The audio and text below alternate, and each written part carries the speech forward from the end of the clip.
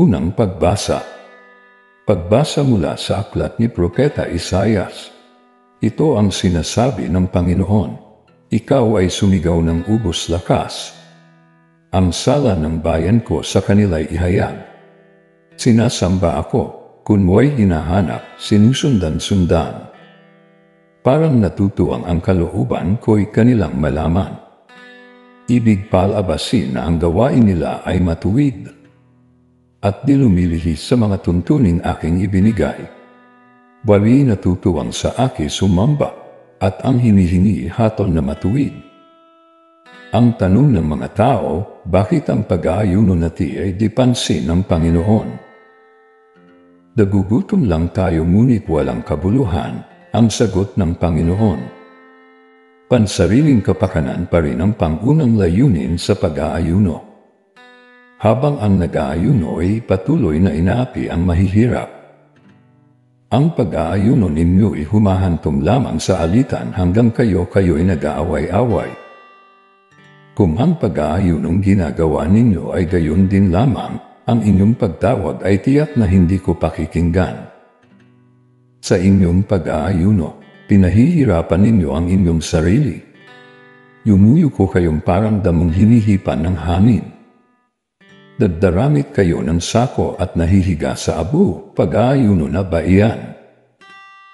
Akala ba ninyo'y nasisiyahan ako riyan? Ito ang gusto kong gawin ninyo. Pigilan na ninyo ang pang-aalipan. Sa halip ay pairalan ang katarungan. Ang mga api ipalayain ninyo at tulungan. Ang mga nagugutom ay inyong pakanin, patuluyin sa inyong tahanan ang walang tirahan. Yaong mga tao, na halos hubad na ay inyong paramtan. Ang inyong pagtulong sa mga kasama ay huwag tatalikdan. At kung magkagayon, matutulad kayo sa bukang liwayway. Hindi maglalaot gagaling ang inyong sugat sa katawan, ako'y laging sa inyo. Ililigtas kayo at iingatan kahit saang lugar. Sa araw na iyon, diring din ng Panginoon ang dalangin ninyo pag kayo'y tumawag. Ako'y tutugon agad. Ang salita ng Diyos. Salamat sa Diyos. Salmong tugunan. Diyos ko, iyong tinatanggap, pakumbaba't pusong tapat. Ako'y kaawaan, o mahal kong Diyos. Sang-ayon sa iyong kagandahang loob. Mga kasalanan ko'y iyong pawiin, ayon din sa iyong pag-ibig sa akin. Hugasan mo sana ang aking karumihan. Dalisuyin mo ang aking kasalanan. Diyos ko, iyong tinatanggap, pakumbaba't pusong tapat. Ang pagsalansang ko ay kinikilala. Laging nasa isip ko at alaala. Sa iyo lang ako nagkasalang tunay. At ang nagawa ko'y di mo nagustuhan. Diyos ko, iyong tinatanggap, pakumbaba't pusong tapat. Hindi mo na nais ang mga panghandog. Sa haing sinunog di ka nalulugod. Ang handog ko, O Diyos, na karapat-dapat, ay ang pakumbaba't pusong mapagtapat. Diyos ko, iyong tinatanggap, pakumbaba't pusong tapat. Awit pambungad sa mabuting balita.